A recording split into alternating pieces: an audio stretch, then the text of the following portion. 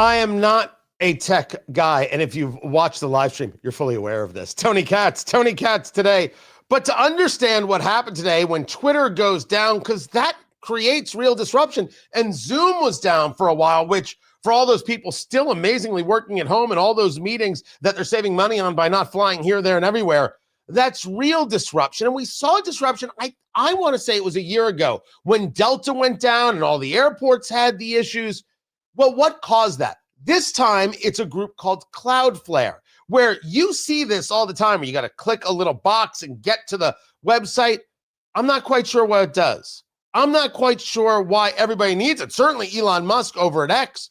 But every time there's an issue like this, you got to wonder what kind of damage is being done, not only to commerce, but to the company. Dr. Marcus Rogers joins me right now, Professor, Associate Dean of Faculty, and the Director of the Cyber Forensics Lab at Purdue Polytechnic Institute at Purdue University, right here in my beloved Indiana, not too far up the road. And sir, I think we start with a basic. I appreciate you taking the time. What in the world is Cloudflare? Cloudflare is a large company. They look after the security component. So their main thing is security. So when we talk about why all these companies have that, it's because all these companies require security. So they help secure these companies from attacks. And as ironic as it sounds, they're supposed to protect companies from outages, which in this case, they seem to be the one that caused it. So like I said, they're probably one of the largest security companies in the world. And pretty much every large company has Cloudflare in their environment. I always hear about, in the world of cyber, in the world of tech, redundancies and having different ways of doing things. Does it make sense that one company has so much of the space? No. And this is one of the problems that we in the security industry warned against way back. You look at, we're dealing with something called a single point of failure problem right now. When these large companies basically become so big, so ubiquitous that everybody uses them and there's no other choices, then you have single points of failure. So if that company happens to have a problem, then it affects almost everybody in all of the largest companies. We saw this with Amazon a few weeks ago when Amazon AWS went down, because they're one of the largest cloud providers out there. They were a single point of failure. So this is now a big issue. You really don't have to go out now and attack multiple companies to cause problems. You only have to attack one of these large single points of failure, and the entire internet's impacted.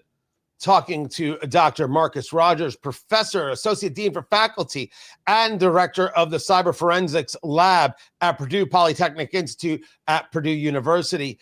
Is this the same thing that happened? I brought up Delta, which I think was about a year ago. Is this the same group, or was that a different group but same concept? Same group. Okay. Oh.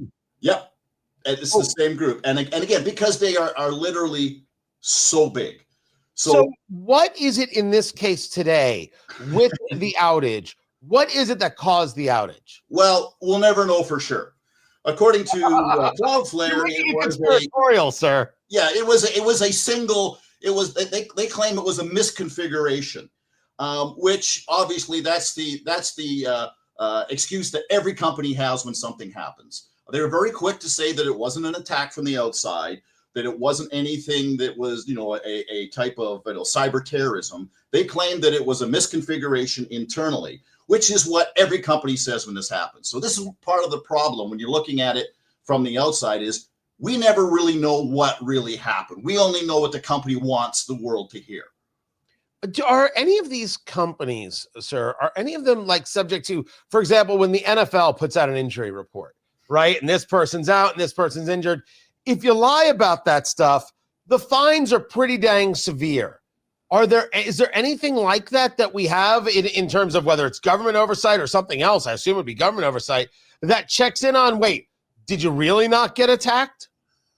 Well, no, especially not in the U.S. In the EU, they have a little bit of a different structure for basically looking at oversight and what they do with that. In the U.S., absolutely not. And I'm not saying it wasn't a misconfiguration, but the point is there really is no, they really do not have to be transparent in what causes, because they'll claim there's all kinds of issues about intellectual property and things like that. What I always find kind of very interesting when these companies claim it was a misconfiguration, well, you're such a large company. How could one misconfiguration take everything down? Aren't you supposed to have have redundancy, not have these single points? So I'm always a little bit suspicious when, it was just one line of code. That's like, wow, that's not a very good coded program if that's one line of code. Took down the entire internet. Talking to Dr. Marc Rogers, the director of the Cyber Forensics Lab at Purdue Polytechnic Institute of Purdue University. I don't know you, sir. It's the first time we've met, first time we're speaking. But I think I'm a pretty good read on people.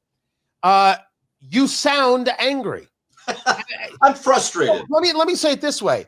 Like, dear Lord, how many more of these are we going to witness before we do something? So what is your suggestion about what it is we as the internet surfing populace do?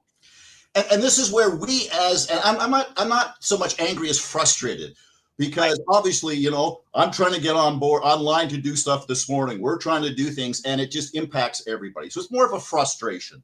I understand, these companies have a business, and it's not, if they want to be a monopoly and do that, we let them do that. That's on us. So we as the consumers really don't have a lot of power with this. This is really something, as much as I hate to use the R word, there has to be some regulations out there that basically say when this happens, there has to be transparency. We cannot allow for one company to basically be so large that there's got to be some competition out there. Competition is healthy, and we don't have that right now with the internet. The idea of regulations where you step into my world and always where I have a massive amount of recoil is, do you see this as a national security issue? Or I mean, can you see it as a national security issue? Or is it much more of this is just bad for business issue? It's actually both, because I tell you right now, a lot of what you're seeing out there, a lot of what we're dealing with as, the regular Joe public, our government is in the same boat. It's the same internet. And quite often they are contracting with the exact same companies. Now, yes, there are some secure networks that the Department of Defense have, but for the most part, the government is running on the same internet you and I are running on. So an outage like this not just only affects us to get on Zoom, it can affect basically the lawmakers. It can affect the government agencies. It can affect, we saw that, affects the airlines. It can affect a lot of our critical infrastructure, and that makes it a national security issue. Before I let you go, Dr. Marc Rogers, director of the Cyber Forensics Lab at Purdue Polytechnic Institute there at Purdue University. For any smaller groups using Cloudflare, what's your immediate suggestion? Cloudflare, what's your immediate suggestion? Have some patience, because quite often if you're using these, and to be quite 99.9% of the time, they're not having a problem. It's that 1% that causes this all the angst. So right now, because you really don't have a choice, it's not the consumer can go and say, I don't want to use. If whoever your backbone is attached to is using Cloudflare, you're using Cloudflare. Right. So we really don't have a choice. But like I said, it's just a matter of, I think, being informed consumers and maybe kind of letting our frustration be a little bit more evident to the lawmakers that, hey, this really can't keep going on like this, because I tell you right now, this isn't the end of it. We are going to see more and more of these single points of failures in the coming years, because we're hitting almost a threshold or a turning point where we have so much traffic, we have so much going on, and it's so complicated. These things are going to continue to happen unless we do something about it. Yeah. Tipping point, I believe, is the word we're looking for. Tipping point, that is it. Dr. Marc Rogers, I just wanted to be as smart as a professor. No problem. Rogers, I appreciate you taking the time to be with us. More to get to. I'm Tony Katz, and this is Tony Katz Today.